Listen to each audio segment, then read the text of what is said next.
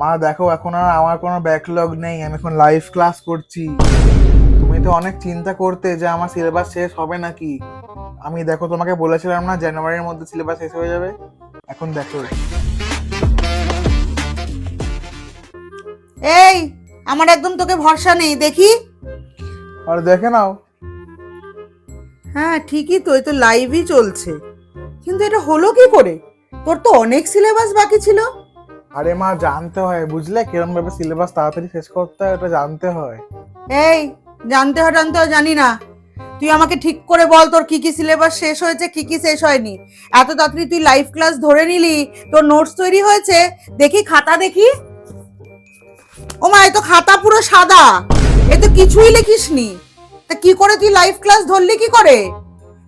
বাবা, সব দিকে প্রশ্ন বাবা, কোনোভাবেই ঠকানো যাবে না। বাবি, ঠিক করে বল, তোর কিন্তু খাতায় কোনো নোটস বানানো নেই। তুই মাকে দেখানোর জন্য লাইভ ক্লাস খুলে বসে আছিস না?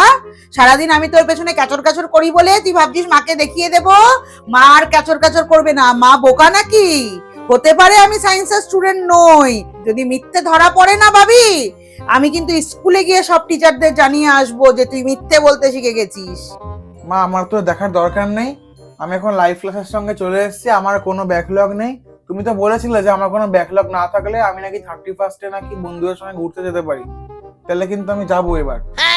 ও, এইবার বুঝলাম, আমি তো ভুলেই গেছিলাম।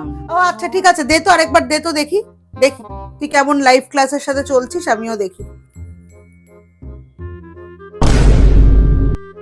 তুই তো এই লাইভ ক্লাসটা দেখছিস, তার আগে সবই তো পেন্ডিং দেখছি, কোনোটাই তো তুই দেখিসনি।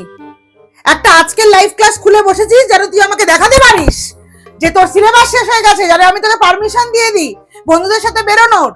ভাবি, তুই মিথ্যা কথা বলতে শিখে গেছিস, মিথ্যা বলছিস তুই মাকে। বন্ধুদের সাথে বেরোনোর পারমিশন চাই বলে তুই তখন থেকে অ্যাক্টিং করে যাচ্ছিস।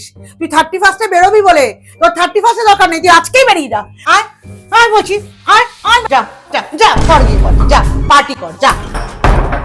দূর, সবসময় ধরা পড়ে যায়। কি ঠান্ডা।